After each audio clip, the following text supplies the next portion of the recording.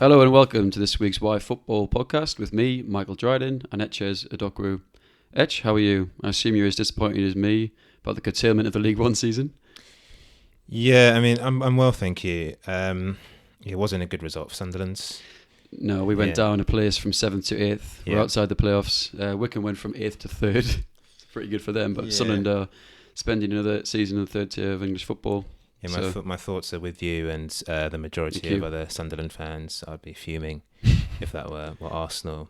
Apart from that, I'm doing well. Played a lot of pro clubs this week. Nice one. On FIFA, yeah. I've made the centre-back position my own, so I've been playing quite well. Really, what sort of centre-back are you? Ball-playing defender, libero? Yeah. Limited defender, I assume. More of a limited defender. So to give a bit of context, on pro clubs, you control only one player on FIFA rather than the whole team. So I play with a few mates. And yeah, you could say I'm the new Yap Stam, so I'll go for. Right, okay. Yeah, that's kind of how I see myself on the pitch. Apart from that, I've had a troubling knee from running for a few weeks now, and it's still not going away. I feel like I should share that because it's really been bothering me. Right, okay, so you've taken to virtual sport as an alternative. Yeah, exactly. It's very logical. Yeah, cheers. So hopefully that heals itself in a few weeks. So yeah, not too much else going on. How are you doing, Dryden? I'm not bad. Nothing's changed. Still in lockdown. La Liga's back, and so is Serie A to an extent. So I've been quite excited for that. So it's a bit of change. Premier League's coming up, which is great. Obviously, Sunderland are spending the season in League One, so nice. I'm upset about that. But yeah, we're hopeless. So I mean, what can you do? We don't deserve to go up. We don't deserve playoffs. So we just want to hope that eventually we become Wolves and Sheffield United and get out the league basically and try and resurge in the Championship. I mean, to be fair, if we did go up this season, there's a chance we get relegated again. That's far more detrimental. Teams like Wolves and Sheffield United have came up and then went up again very quickly because they built a team in League One that then went the whole way, rather than building a team just to get out the league, then just stalling in Championship, which is a very difficult league to get promoted from now. Yeah, the last thing I want is another relegation because I don't want to see tears. I saw the tears from you last time. Yeah, I cry very easily. Yeah, so I don't want to see that again. Yes, and I've also been researching. So last week's pod, I on EPPP, the Elite Player Performance Plan, I mentioned Simon Davis and Matthew Etherington. I referred to them as mercurial talents, and I was wondering what that meant. And well, what I found on Google is the definition is it is something that is subject to sudden or unpredictable changes of mood and mind. Okay. So, which I think makes sense because I think it means it's a really unpredictable player. But I don't think so. Someone like Ronaldinho, I don't think he's mercurial. No, because he's so good that it kind of removes the unpredictability. He is consistently good, even though he's a very tricky player. Someone like Ricardo Quaresma, for example, is inconsistent, which I think makes him more unpredictable and therefore mercurial. So that's nice. Yeah, so I've just always wondered what things like that, these terms you see in the game mean. And that was it. I bet Phil and his dog was dying to know the answer to that one. So you do like Phil. Phil's very, very popular from you. Yeah, I do like Phil. So today, Etches will be looking into why Shakhtar Donetsk has become a hotspot for Brazilian talent over the years, how that relationship is perceived in Ukraine, and how successful the model has been for the club. Before we start, please follow us at YFootball_ for information on future episodes, amongst other interesting points and discussions. So, Etch, who are Shakhtar and what is the Brazilian link? Well, to start off, when doing the research, I actually found out that Shakhtar's nickname is the Miners, which I really liked. So throughout this pod, I might refer to them as Shakhtar Donetsk, the Miners, or just the lads, depending on how I'm feeling. Make sure you write that down. Yeah, no worries. Yeah, okay, cool. Yeah, thanks for telling me that. So who are Shakhtar Donetsk? They're a Ukrainian football team who played their football in Donetsk until 2014. Then the Donbass War broke out, so they ended up moving. And now they play their matches and their training base is in Kiev. They're the current Ukrainian champions and they've won the title overall on 12 occasions. They're in the last 16 of this year's Europa League after beating Benfica, who are a good side, in the last 32.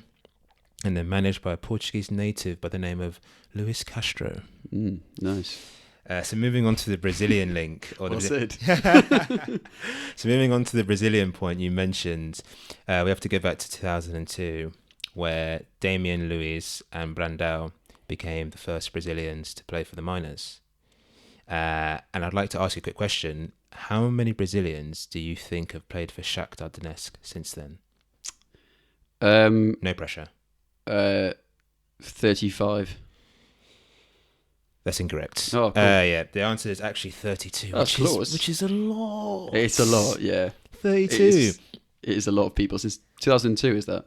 Yes, and after Vieira made his debut for Arsenal in 1996, 28 other Frenchmen have made their debut in a much larger time frame. To put into scale about how many Brazilians have played for Shakhtar in such a short space of time. Yeah, and the French players are so synonymous with Arsenal as well. Like, that connection is constantly made. And so for more Brazilians to have been at Shakhtar, that really is an interesting point. So there are a fair few samba stars that you would have heard of that came to prominence at Shakhtar. So the likes of Willian, who's currently at Chelsea, Fernandinho, that City fans I know very well, Fred, who's had his comeback season at Man United, Bernard of Everton, Luis Adriano, I think formerly of AC Milan. Yeah, he was, yeah. And Douglas Costa. He gets his own line because I've showed Ryan about 100 times. There's this clip where he just sends Bellerin into 2022 with a piece of skill. And it's just outrageous when he's playing for Bayern Munich. Yeah, double step over and then just hit with his left, goes back the opposite way through Bellerin's legs. Sends him for a hot dog. Yeah, exactly. He is another one who came through Shakhtar as well. And their current squad has 11 Brazilians. That's crazy, isn't it? 11. Have a squad of 25. Yeah. But people who've played FIFA a fair amount know about the 4-star Shakhtar team that took seasons by storm. So I'd look back and it was FIFA 2015 where he had Luis Adriano, Bernard, Tyson, who's still there, Teixeira, and Douglas Costa on that team. So obviously on seasons, if you know FIFA well, if you're a 4-star team, you're likely to play against other 4-star teams or 4.5 or 3.5. So if you've got essentially the best of that star rating, then you're going to do well. So they had players that had pace, dribbling skills, 4 or 5-star skill moves. So you've just taken teams apart when you're coming up against, well, at that time, Sunderland. You're coming up against Lee Cattermole and you've got Tyson playing central midfield. You know you're in for a good day. So how did this relationship begin? Yeah, the relationship started with a manager called Mircea Lucescu. He was a former Romanian international and Steaua Bucharest player. And he was fascinated by the Brazilian sides of the 70s. And he actually had a loan move to Fluminense of Brazil blocked. So what he really, really liked was he admired the Brazilians for their style and the flair that they brought. So if we fast forward to 2000, when Lucescu was managing FC Porto, he managed to sign a striker called Mario Jardel from Porto using a French agent by the name of Frank Hanodu. Frank himself was a French-Brazilian football agent, and this is a really, really key point. We're going to fast forward a little bit more to when Lucescu moved to Shakhtar, and at the time, Shakhtar Donetsk were a little bit behind their main rivals, Dynamo Kiev. So he was tasked with not only toppling Kiev, but his long-term aim was to win a European trophy, which was also what the owner wanted. He then stated that in order to do so, he needed flair players to complement the sturdy, solid, reliable players that Ukraine had to offer. So in the end, what they decided were, where can we go to sign these players that have flair around the world for relatively cheap? And they looked towards Brazil. So with the president backing him with the money and with Hanodu as his connection in South America, he decided to turn his attention there to start taking up some talent. I'm surprised to hear that it began so long ago. I think I would assume it'd be the last 10 years when a lot of the players that you mentioned earlier, came into the club. I wasn't aware that it went back so long and that tradition still exists today. It's quite interesting that it is still a thing today. Because it's easy to assume on that point that it's just a crazed owner coming in, crazed wealthy owner, comes into a club, doesn't know anything about football. Or what should I do? How do I win? Oh, I'll buy some Brazilians. Exactly, I think that's the assumption we make when we look at this, but there's actually seemingly a lot more to it in terms of who's came in, what kind of philosophies came into the club, and it seemingly worked. So how do Shakhtar recruit Brazilian players? Do they have a base or a network in Brazil? Yeah, initially Shakhtar opted to sign known promising youth players from Brazil, like Jadson, who was once heavily linked to Arsenal, literally like every summer. Like every other player. Yeah, pretty much. In world football. Yeah. And Fernandinho, obviously, who's now at City. But since then, as time has gone on, I mean, those two signed in, I think, 2005. Since then, they've established a really strong connection with some Brazilian sides there, as well as more agents. We touched on the connection with Frank Canudo earlier, but they've since incorporated other agents into the mix, so they have a very strong base there. Yeah. The idea of this is that they're now better equipped to find the next big thing, so they can pay even less for them to come to Europe rather than pay slightly more than what they would do, which a good example would be the signings of Teixeira and Douglas Costa, who were signed for €6 million each, compared to Jadson and Fernandinho, who were signed for about 25 together, so a bit more than the other two signings. Who owns the club? Are they wealthy? Yeah, the club is owned by a Ukrainian billionaire called Rinat Akhmetov, who's roughly worth, I think, $5.7 billion. It's not bad. A lot of money. A lot of money there. Yeah. Well, for a young player in Brazil, a move to Europe may become a necessity, but also might be quite daunting. Do you think? Like, if you're 16, 17, you're playing in Brazil, and you've ideally, I mean, whilst your league is, it's well supported, there is a bit of money in the game. It's quite prestigious. For a lot of players in Brazil, a move to Europe is seen as really the windfall, is seen as where that big break. But once that initial group was formed, then they're actually probably a very appealing prospect for a young Brazilian. Yeah, great. Because you've got a group, as you say, 11 Brazilian players there, all speaking Portuguese. As you said, you've got a Portuguese-speaking coach, Luis Castro. So actually, they now become an ideal place to go. As you said, they've got the capability to buy, to pay these fees, to pay these wages. Yeah, no, I completely agree.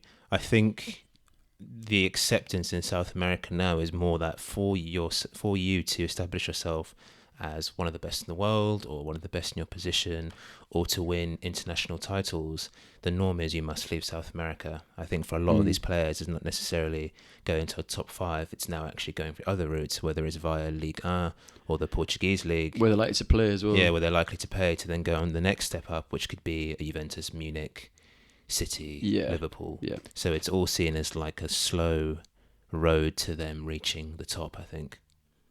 So what gives Shakhtar an edge over other clubs when signing these players? Yeah, Shakhtar's big selling point is obviously they're backed by a billionaire owner, so they can offer superior or equal financial packages. I'm aware that was the case with when they signed Willian. They were really competitive compared to other clubs that were in for him. They also have very good facilities. Unfortunately, the facilities they had in Donetsk were said to be state of the art. Now they're... Yeah, well, now they can't. Yeah, obviously now they can't play there. Yeah. But the facilities in Kiev are still very good and are higher than the level than they're at in Brazil. And also, it gives the Brazilians an opportunity to play regularly in European football, whether that's the Champions League group stage or latter stages, as well as the Europa League. Another point with Shakhtar is they're said to be very relaxed when it comes to player departures. So when these players want to play for bigger sides, Shakhtar are said to be quite happy with letting them go because they know that they can benefit and profit. So when they bring these players in, they say, look, we know this is not, you're not going to be here forever, but you come in, you play 3-4 years with us, help us grow. Yeah, exactly. So the agreement works well in both ways. The Brazilians get to showcase their skills to top-class sides in the Champions League and Europa League, and then Shakhtar get to profit from their sales and can reinvest elsewhere. Their top 5 sales ever equates to around 190 million on Fred, Alex Teixeira, Douglas Costa, Willian and Fernandinho. And the 5 were bought for roughly 50 million. Wow. Which is a massive, massive profit. Well, Fernandinho, Willian, Bernard and Fred have all ended up in the Premier League for big clubs, as you said, for big fees, and are now themselves on large contracts. Obviously, Willian was having a medical at Spurs and then was swooped out at Chelsea. A brilliant day. Yeah. You counted that day, but yeah. And Willian and Fernandinho in particular have won a lot of silverware and have represented their countries on many occasions. So obviously we don't know what would have happened if they hadn't went to Shakhtar, but it seemingly has worked out really well for them. So it's a proven stepping stone, as you said. without the bad blood or mess that may ensue should the player enter Europe via another club. Yeah. So if they come to a club and this kind of understanding doesn't exist, even if they're there for 4 or 5 years, there could be, at the end of that, could get quite messy. Yeah. That might be quite difficult for the player to handle. That might affect their future move as well. If the club is so hesitant to sell you, how do you make that move on? If they price out some teams, for example. Yeah, I think what I'd also like to point out is how successful it has been for Shakhtar. So 11 of their 12 Ukrainian Premier League titles came after Lucescu's arrival after 2002. They also won the old UEFA Cup in 2009. And that team had quality throughout. It had Willian Wide, Fernandinho in the middle, Dario Serna at the back, and Luis Adriano. Yeah, I know. Forget about Dario. And Luis Adriano lurking up top. Yeah, Luis Adriano scored 5 goals in one match versus Bate Borisov in 2014, which is crazy. 5 in one game. Well, not as good as Lewandowski 5, but it's in the Champions League. He went on to play for AC Milan, following the footsteps of fellow Brazilian and FIFA Ultimate Team legend Alexandre Pato. Pato, Fabrizio Micheli, and Antonio Di Natale were legendary. Yeah, I know all 3 will be listening, so if you are, just a shout out from us. So kind of a change of angle. How have some of the Brazilian players who have now left Shakhtar spoken of their time there? Was the move a positive one for their careers? Yeah, I think due to the understanding between both parties, the manager speaking Portuguese and the Brazilian influence at the club, I think the majority of the Brazilians feel at home there. Yeah. And before Luis Castro actually joined, Paulo Fonseca, now Roma coach, I think, also spoke Portuguese. Mircea Lucescu also spoke Portuguese. So that's been consistent now since 2004 when Lucescu joined. I think if you look at players like Fernandinho, who captained the side, and Douglas Costa, the hot dog merchant, they've both spoken very, very fondly of their time there. Yeah. I think Fernandinho in particular was said to be very fluent in Ukrainian, highlighting how much effort some of these players actually put into immersing themselves in the Ukrainian culture. Yeah, because as we've touched on, I think the assumptions that we make with all of this is that these players are going there. They don't want to go there, but they go there because it's a gateway into the European football world, which obviously is very lucrative. But Fernandinho and Luis Adriano spent 8 years at Shakhtar. It's a long time. That's most of their career. Yeah, very. Tyson is still there. Has been there since 2013. Bernard was there for 5 years, and Willian and Alex Teixeira were there for 6 years. Like, if you actually didn't like being there, you didn't like the culture, you didn't make an effort with the language, you weren't enjoying your time there, I don't think you'd stay there for more than a few years. Even if it was good for your career, you spend most of your career there anyway. Yeah, exactly. It becomes more than a stepping stone, I think, if you're spending 5 to 8 years at the club. So I think it's really interesting. I think there's a lot of assumptions with this entire topic that I think we've kind of tarnished a bit from what we talked about, like kind of dispelled. Yeah, I think one of the big things from this is obviously Donetsk now play in Kiev. Yeah, that's a good point. Rather than obviously Donetsk where they played before, which was Ukraine's 5th biggest city. So I think playing in the capital could be really beneficial for them in terms of attracting these talents. If you look back in time, that didn't affect Fernandinho and it didn't affect Willian, etc. Yeah. But going forward, it'll be really positive for these guys to think, okay, we're coming to the capital of Ukraine. That's a bit more appealing than maybe the 5th biggest city. But I think it's more than that. It's actually the culture that's been built up, which you touched on. Yeah. Because obviously these players beforehand didn't have an issue with that at all.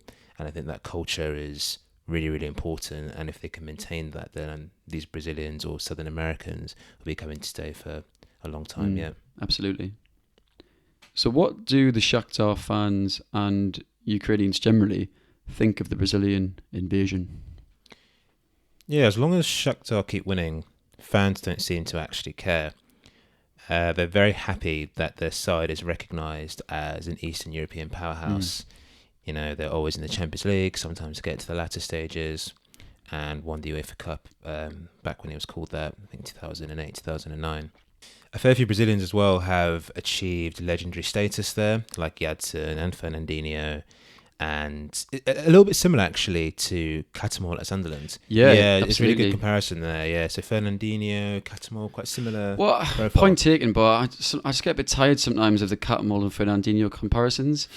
Like, I think, like, these are their own players, and Catamol is very much a pioneer of the destructive CDM. Has Fernandinho ever reached that level? I don't know. Not sure. I'd say no personally. So it's like the whole Arsenal thing with when are they going to get the next Vieira? Yeah. Well, football changes, so I was like, I was tired of that comparison. Yeah, in another era, Catamol's playing for England 100 times and captaining them. In my dreams. Yeah, in your dreams and in another era. But if you look at the league as a whole, the only real side to challenge the Miners is Dynamo Kiev. Yeah. As they've collectively won every league since 1992. Kiev have also tried to do the same sort of thing by importing from South America. So Dynamo Kiev have actually imported 19 Brazilians since 2001. Examples being Dudu, who's now at Palmeiras and has played for Brazil, I think 4 or 5 times, and Rafael, who's a bit more well-known at Mönchengladbach in Germany. But these players haven't been as successful as the Miners. Yeah. They haven't reached the levels of Fernandinho, Willian, Douglas Costa. I mean, they've won leagues with the players. I'm not saying that they weren't any good, but it doesn't have that cult following or that level of success that Shakhtar have achieved. Yeah. And when you look at other clubs like Metalist Kharkiv, they bought some Brazilians as well before they dissolved. And then what I'm trying to get at here is that Shakhtar Donetsk aren't the only club in Ukraine that are mass importing, and Ukrainians themselves don't seem to care as long as these foreign imports from South America, or in particular Brazil, improve their respective sides and actually deliver success. Yeah. With all the Southern American imports, in particular Brazil, you've got to think, is it sustainable? Can this go on for the next 20 or 30 years? Because can Shakhtar Donetsk continuously have Portuguese managers that are willing to come to that part of the world? Can they continuously have a scouting network in Brazil that is always ahead of everyone else in terms of unearthing talent? Yeah. Will they be able to match them in terms of money? For example, we're saying that Rinat Akhmetov is worth $5.7 billion. Stan Kroenke at Arsenal is worth $10 billion. Abramovich is worth $12 billion. What if these guys start buying out the rest of the Ukrainian teams? Yeah, absolutely. What happens then if they can't outbid them? Their positive, or what works in their favour, is ease of Champions League football, really superior packages, but there are many sides in the Eastern European front that could probably match that, and if they had the right financial backing, could end up doing that. Yeah, a lot of the European leagues have a cap as well on the number of non-EU players that can be registered in their squad. So an example would be on the matchday squad. So an example would be La Liga have max 5 in their squad to be registered for this coming season at the 25, and then in the actual match day there's a maximum of 3 non-EU players. So I assume someone like Messi is a citizen of Spain, that would count. But then if you're bringing in these young Brazilians, they're not going to become citizens for a good number of years. You can't have as many in the match day squad. That's different across the leagues. I don't think Germany, for example, have that same kind of strict restrictions, although most leagues, or the top 5 leagues, have some sort of criteria for getting homegrown players involved. So that could be a restriction on that. So that to an extent could protect their model. But when you see, especially like think of China, if they start doing that, then that is major competition. And we've seen a lot of South American players, largely established players, already going to China. And any other upcoming national league. Yep. Yeah, it does protect Shakhtar to an extent. I just think it's really dangerous relying on foreign imports to improve your team constantly as the main source. I think you really need to look at your academy as well to supplement that. And also, on a wider arc, the Ukrainian national team has been quite poor for a while. And you wonder whether the revenue from these big stars being sold would be better off being used in the club's academy so they can attempt to produce the next Shevchenko or Timoshuk. I'm aware as well that when I'm doing this research, Shakhtar Donetsk reached the final of the UEFA Youth League, but I find it hard-pressed that their forwards are all predominantly or nearly all Brazilian. Really? Yeah, so obviously that team back then that got to the final would have had Ukrainian strikers, wingers, etc. Yeah. Why can't those players be brought through Yeah, into absolutely. the first team fold? There's many reasons for this. Obviously, clubs and countries have completely different agendas. You can't really tell a club to help build the next Ukrainian national team because their concern is primarily winning domestic trophies and European competitions. But I feel that if they went down that route to use the revenue from the sales into the academy, they could become more self-sustainable. They really struggled, actually, at Donetsk to recruit when the Donbass war broke out because many of the Brazilians wanted to leave and a few were hesitant to sign because the country is seen as dangerous. And then that was a massive issue for Shakhtar. And having a powerful academy would have helped alleviate some of those issues because then they could say, okay, we've actually got X, Y, Z coming through. We may not necessarily need to sign ABC, for example. Yeah, agreed. And while this arrangement has been in place since, as you said, since the early 2000s, it still seems like it's a short-term solution to grow the club and to take the club into like the Europa League and Champions League level that they're obviously aspiring to, and the fans, you said, aspire to. But it doesn't help encourage greater participation for players in Ukraine if all the teams are doing similar things. And that'll feed down to coaching and investment into infrastructure. If there's not an encouragement overall to have young Ukrainian players playing football, then that's obviously going to have a negative effect on the national team if their entry is, there's significant barriers to their entry coming into these clubs and playing first team football. So yeah, obviously it's not the responsibility of Shakhtar Donetsk to help improve their national team, but it's interesting how their arrangement and similar ones like it can affect national teams. So thanks, Etches, for doing the research this week. And thank you all for tuning in to this week's Why Football podcast. Please, please, please do not forget to follow us at @yfootball_ on Twitter for future content. However, it could just be me next week. Depends on the number of hot dogs that Bern Leno is sent for midweek against Man City with the restart of the Premier League. If you have some spare time, please put Arsenal in your prayers. We all will be. We all will be. All right, then cheers, guys. And we'll hope to see you next week.